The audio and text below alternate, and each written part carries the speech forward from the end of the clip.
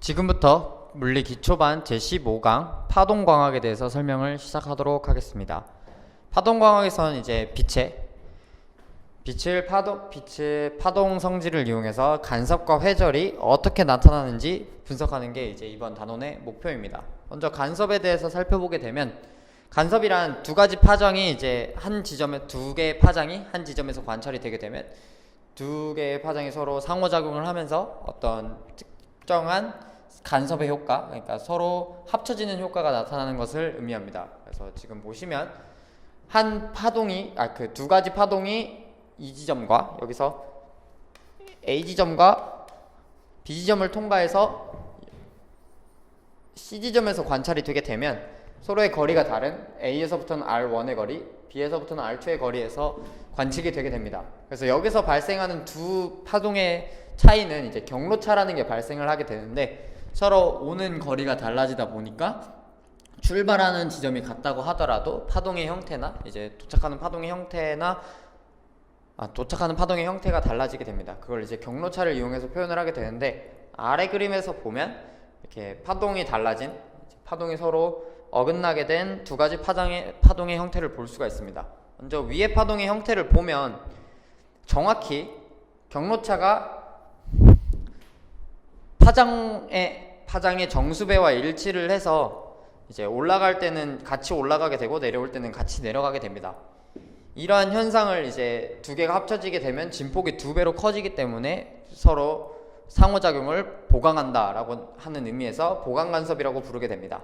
하지만 이 경로차가 람다의, 그러니까 파장의 정수배에서 반파장만 차이가 나게 되더라도 한 파장이 올라갈 때는 다른 파장이 내려가게 되고, 또 이 파장이 다시 올라가게 되면 또 다른 파장이 내려가기 때문에 서로 상쇄되는 효과를 가져오게 됩니다. 따라서 이렇게 반파장 더하기 이게 파장의 정수배 더하기 반파장의 차이가 나게 되면 서로 상쇄가 되기 때문에 상쇄간섭이라고 부르게 됩니다.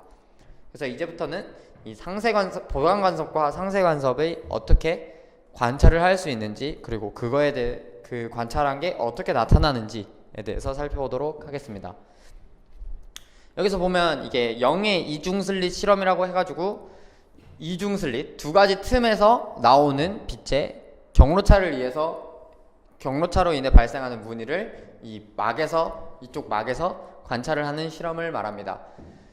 보시면 두 슬릿에서 나오는 빛이 이 지점에 도달을 하게 되면 이 위의 경로와 아래 경로가 서로 경로차가 발생을 하게 되는데, 여기서 보시면 이 슬릿의 간격이 굉장히 작고, 여기 그 슬릿과 막의 거리가 굉장히 크기 때문에 이런 경로차는 이 지점에서 수선을 내렸을 때 이 지점과 이게 같다고 할 수가 있습니다. 그래서 이때 발생하는 각이 세타라고 했을 때 d 곱하기 사인 세타가 경로차가 되기 때문에 이 d 곱하기 사인 세타가 파장의 n배냐 아니면 파장의 n배 더하기 반파장이냐에 따라서 보강간섭과 상쇄간섭이 나타나게 됩니다. 그래서 결론적으로는 이 지점에서 보강간섭이 나타났다가 상쇄간섭이 나타나고, 그리고 다시 보강간섭, 상쇄간섭, 보강간섭, 상쇄간섭, 이런 식으로 순서대로 나타나게 됩니다. 세타의 값에 따라서.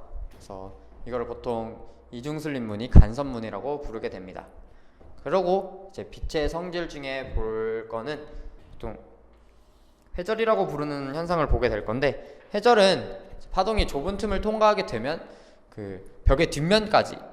보이는 벽의 뒷면까지 파동이 전달되는 현상을 말합니다. 파도나 소리 같은 경우는 굉장히 잘 관찰할 수가 있는데, 빛 같은 경우에는 틈을 작게 만들지 않으면 이제 그림자 같은 게 생기기 때문에 빛이 도달하지 않는다는 걸 알 수 있습니다. 하지만 이 틈 자체를 빛의 파장과 일정한 빛의 파장과 비슷한 틈으로 만들어 주게 되면 이제 이곳을 통과하는, 그 좁은 틈을 통과하는 빛 자체가 파원의 형태, 이제 서로 퍼져가는 형태로 회절이 일어나게 됩니다. 그렇게 해서 이제 회절을 관찰할 수가 있고요. 그때 회절하는 빛의 또 무늬를 살펴보게 되면 또 특정한 무늬가 나타나게 되는데, 그걸 이제 회절무늬라고 부르게 되고, 그 무늬가 어떻게 나타나게 되는지 보게 될 예정입니다. 그리고 마지막으로 그 단원의 마지막에 얇은 막 간섭에 대해서 배우게 될 텐데, 얇은 막 간섭이 뭐냐?